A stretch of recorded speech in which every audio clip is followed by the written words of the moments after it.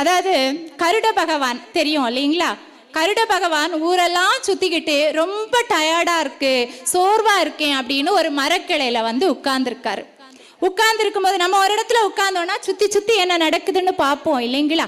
அதே மாதிரி அவர் பார்க்குறாரு, அவருக்கு எதிர்த்தாப்புல இருக்கக்கூடிய கிளையில ஒரு குட்டி குருவி அங்கே இங்க தாவிக்கிட்டு குதிச்சுக்கிட்டு பறந்துக்கிட்டு தத்தி தத்தி நிக்குது. அதை பார்த்து இவர் நம்ம சில விஷயங்களை, குழந்தைகள் விளையாடுவது, பூக்கள் மலர்வது, இதெல்லாம் பார்க்கும்போது நம்மளை அறியாமலே நம்மளுடைய மனம் லயித்து போகும் இல்லையா? அதே மாதிரி இவரும் ஒரு கணம் சந்தோஷத்தோட மன அமைதியோட அந்த பறவையை பார்க்குறாரு. அப்பதான் தெரியுதா, இல்லையே நாம மட்டும் இல்லை, வேற யாரோ இதை உற்று நோக்குறாங்க போல இருக்கே, வேற யாரோ அதை பார்க்குறாங்க அப்படின்னு நினைச்சு அவர் சுத்தி சுத்தி பார்க்கும்போது யமதர்மராஜா அங்க நின்று பார்த்துட்டு இருக்காரு. யமதர்மராஜா எதுக்கு பார்ப்பாரு? வாரியா வாரியா கூட்டிட்டு போறேன்னு சொல்லி பாச கயிறை வச்சு சுத்திக்கிட்டே நிக்கிறாரு. அப்போ கருட